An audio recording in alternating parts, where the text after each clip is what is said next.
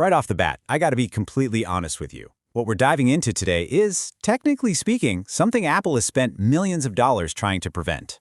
Today, we're taking this fascinating journey into a project that completely rewrites the rules for our old electronics. We're going to take a piece of hardware that was literally destined for the scrap heap and turn it into a premium experience. I'm talking no trips to the Apple Store, absolutely no $1,000 price tags, just an old machine, some free tools from GitHub, and, well, a whole lot of stubbornness. Because, you see, this was our starting point. A totally beat-up Dell Office PC sitting right next to a trash bag. If you've spent, any time at all in a corporate office, maybe a school computer lab, or even browsing a thrift store in the last 10 years, you know exactly what this machine is. They are everywhere. And frankly, they're kind of boring. On paper, this thing has absolutely no business running macOS today, but we aren't letting it go to the landfill just yet. Which brings us to the real central question of this explainer. Can a 10-year-old budget Dell actually run macOS? And more importantly, does it actually work well? Like, is this just some neat little party trick that completely falls apart the second you try to do anything real with it? Or can this aging machine actually become a real functioning Mac? Okay, let's dive right into this. Here's our roadmap for this whole underdog hardware resurrection. First, we'll go from trash PC to beautiful Mac. Then, we'll look at the free magic ingredients. Third, prepping the bootable drive. Fourth is the crucial final install step. And finally, putting performance to the test. So let's kick things off with Section 1, Trash PC to Beautiful Mac. Looking at our starting point, it's a Dell Optiplex 7020. Under the hood, we're working with a Core i5-4590, 8 gigs of older DDR3 RAM, and just a stock Intel integrated GPU. No dedicated graphics card here, folks. No fancy SSD, just pure, unimpressive, budget hardware that honestly was already considered a bit outdated when it shipped way back in 2014.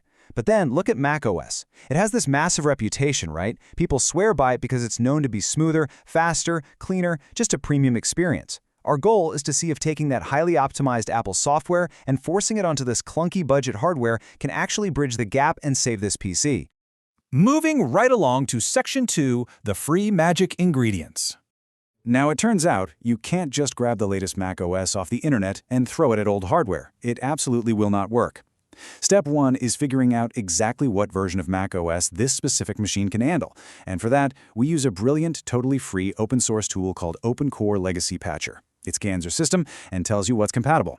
For this specific Dell, the absolute ceiling was macOS Monterey. But actually, scratch that. We didn't go with Monterey. We smartly chose macOS Big Sur instead. Why? Well, pushing a 10-year-old machine to its absolute limit right out of the gate is pretty much a recipe for a broken system and a really bad afternoon. Big Sur gives this hardware some much-needed breathing room while still delivering that modern Mac experience. Finally, we use another free tool, OpenCore PKG, to download the OS itself, leaving us with a very specific file folder called com.apple.recovery.boot.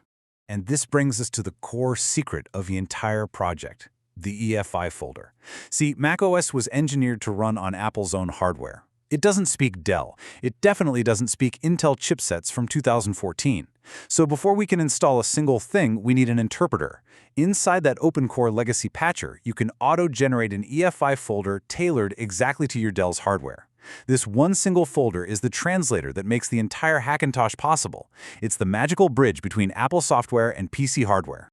All right, let's get into Section 3, prepping the bootable drive.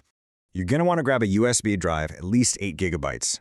Pop open a free formatting program called Rufus and format that drive using a GPT partition scheme and a FAT32 file system. After that, the physical prep is honestly surprisingly simple. You just copy both of those folders, the EFI and the recovery boot, directly onto the USB. And boom, that's it. Your physical installer is ready to go. You plug it into the Dell, you boot from the USB drive, and wait. Stop right there. Before you even think about hitting that power button, there is a massive trap waiting for you.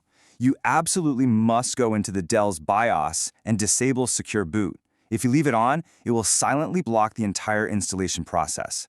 You'll spend literally hours staring at a black screen, pulling your hair out, wondering what went wrong.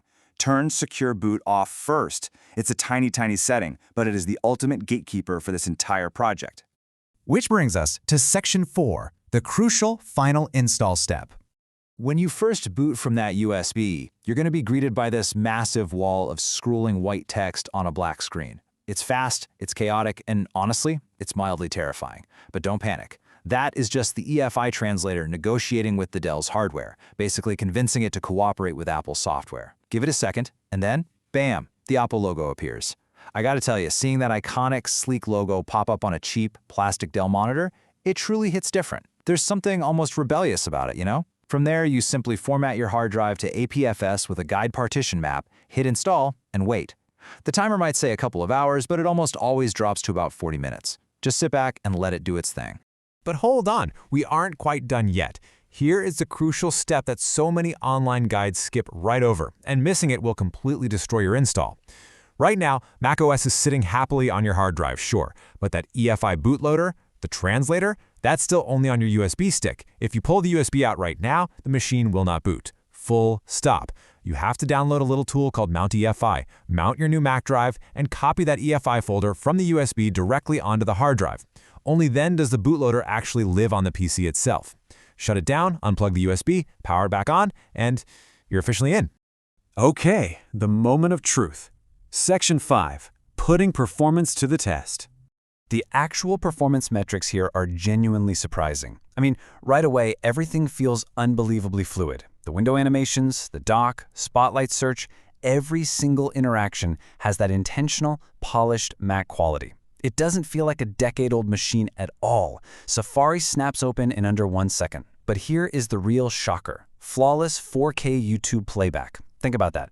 On Windows, with this exact older CPU and absolutely no dedicated graphics card, 4K video would stutter and struggle hard. But macOS handles video decoding so efficiently that the system barely even registered the load. We literally pushed it with 6 simultaneous YouTube tabs playing at once, and no way, it didn't crash. The window animation stayed perfectly smooth.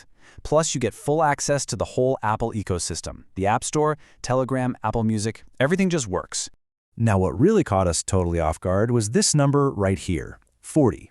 We decided, hey, let's test some gaming. Using a legacy launcher, we booted up Minecraft at a full 1080p resolution, and we were consistently hitting 40 frames per second. Now sure, that might not sound mind-blowing to a hardcore PC gamer, but remember, this is a 10-year-old Office PC running on an integrated GPU. The fact that gaming is even remarkably viable on this hardware, running through a translated version of macOS, is just incredible. So let's get down to the honest verdict. Look, this isn't literal magic. You aren't going to be editing massive 4K video timelines on this machine. Let's be real. But for daily tasks, web browsing, productivity, media playback, it performs so much better than it has any right to. It breathes total new life into these dust-collecting machines. macOS just feels better to use. Everything has this real intention behind it. Running it on a machine this old really highlights how unbelievably efficient Apple's software actually is, especially when Windows isn't sitting there cluttering up the background with processes literally nobody asked for. You're running a premium operating system on hardware that Apple basically pretends doesn't exist. The takeaway here? You really don't need to drop over $1,000 to experience a smooth, clean operating system. You might already have everything you need sitting in a corner collecting dust right now. So I want to leave you with this. Go pull out that old machine. Dig it out of the closet. Brush off the cobwebs. Which version of macOS are you going to try on your old PC? The tools are totally free, the steps are laid out, and the results, well, they're truly amazing.